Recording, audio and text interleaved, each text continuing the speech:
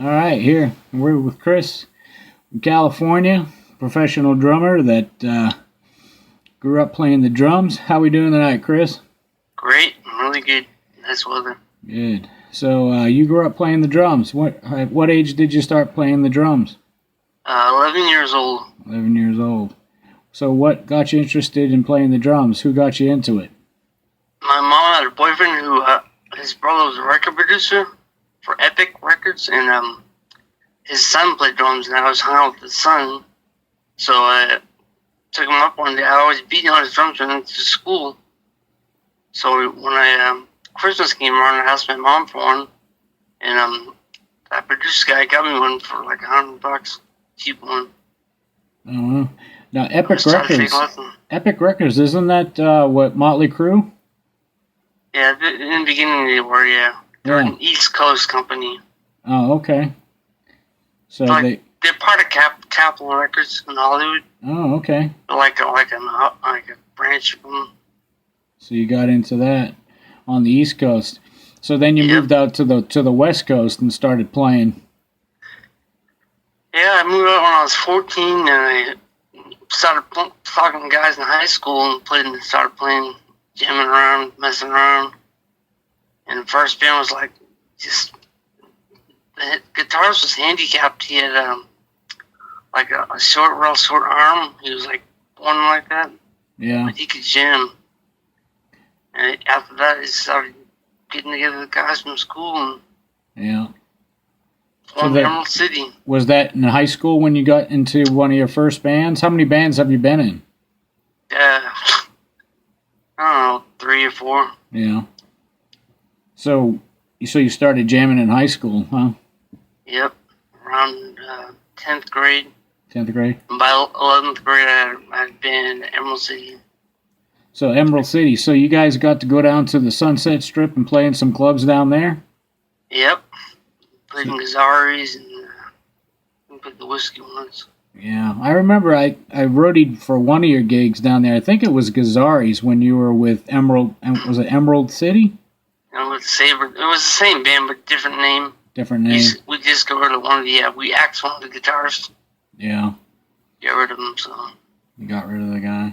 So tell me, what was it like back in the day down there? Did you go down there when crazy. Crazy times, huh? Yep. Tight pants, long hair. Spandex. With the sock.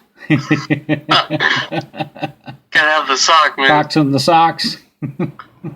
It's like Dave Lee's sock. Yeah, we met him.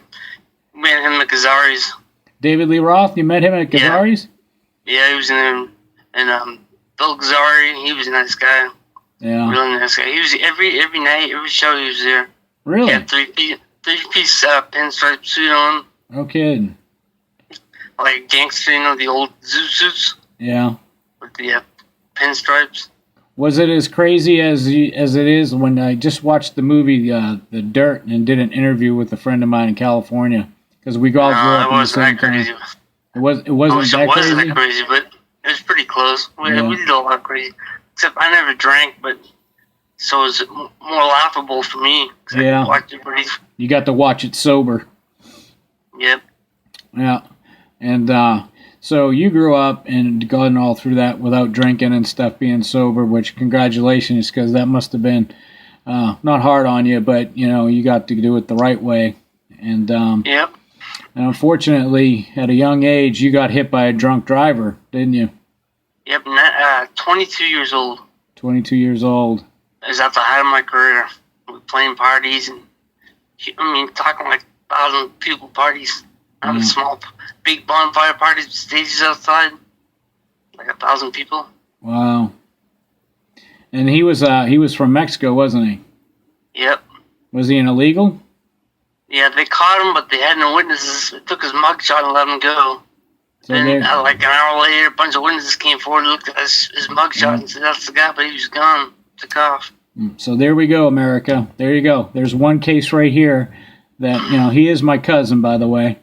He got hit by a drunk driver, a Mexican, illegal Mexican, and crippled him for life. But you know what? He's here today, thank God, and still playing the drums. Are you at your kit now? Yep. Well, give me a little riff. I've got a different one. Hold on. What's that? Excuse me? Just give me a little riff. You at your kit right now? Yeah. I'm sitting. Hold on. Hit by a drunk driver and still playing drums.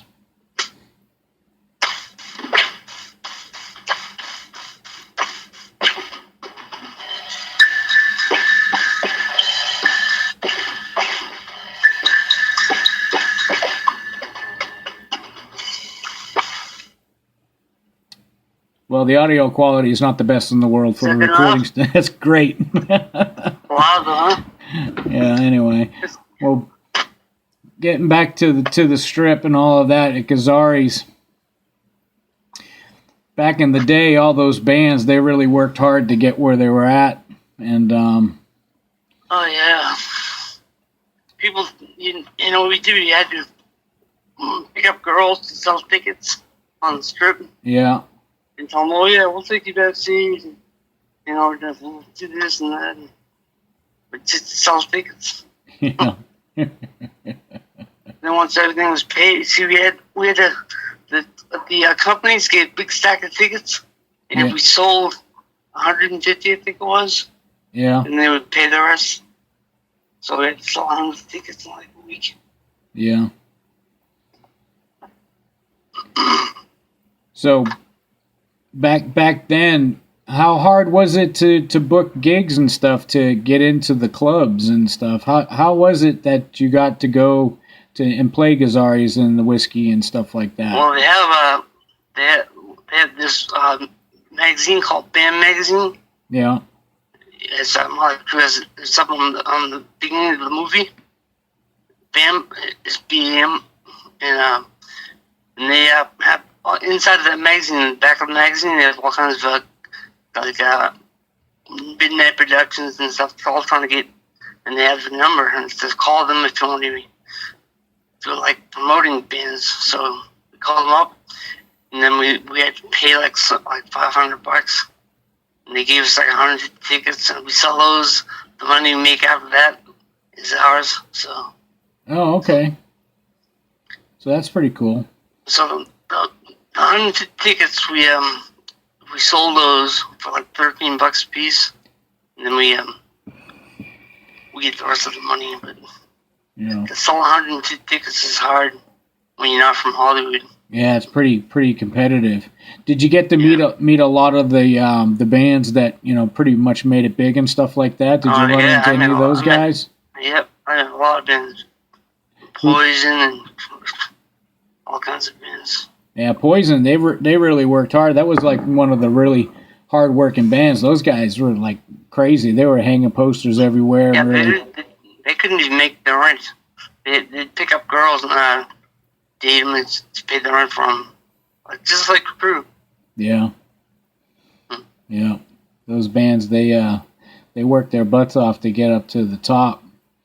Yeah, back in the day. They sold their soul.